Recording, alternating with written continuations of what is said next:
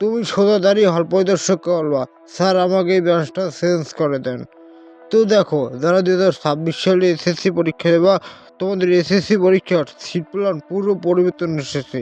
আগে কিন্তু এরকম নিয়ম ছিল না।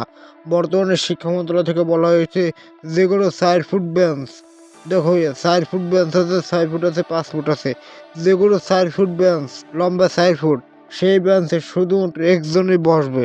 হ্যাঁ, ঠিকই শুনছো। এখন ধরতে গেলে 70% স্কুলে 4 ফুটে বেঞ্চ, সেই বেঞ্চে একজনই পরীক্ষা বসবে। এবং যেগুলো 6 ফুট বেঞ্চ, 2 মাথায় 2 জন বসবে, 2 স্কুলের 2 জন বসবে। আর আশা করি বুঝতে পারছি। আর যেগুলো 4 ফুট বেঞ্চ, সেখানে সামনের বেঞ্চে বসবে এক স্কুলের, পিছনের বেঞ্চে অন্য স্কুলের ছেলে মেয়ে একসাথে দেবে, যাতে কেউ দেখতে পারে, না দেখে লিখতে পারে। এখন অনেকের বেঞ্চ কিন্তু খারাপ পড়ে। বেঞ্চ যদি ভাঙা থাকে ভাই, তুমি কিন্তু লিখে মজা পাবো না। সেই বেঞ্চ যদি খারাপ পড়ে, যখন পরীক্ষা দিতে হবে প্রথম দিন, সেদিন যখন তোমার হল পরিদর্শক করতে আসবে, যেদিন তোমার হলের দায়িত্ব রয়েছে, সে হল পরিদর্শক আসলে সরাসরি তুমি দাঁড়িয়ে যাওয়া, ম্যাজিস্ট্রেট দেখলে দাঁড়িয়ে যাওয়া, স্যার আমি বেঞ্চটা কেন লিখতে পারছি না, আমার লিখতে খুব কষ্ট হচ্ছে, তাহলে সেটা তারা পরিবর্তন করে দেবে। যদি পরিবর্তন না করো, তুমি পছলাও ভাইয়া।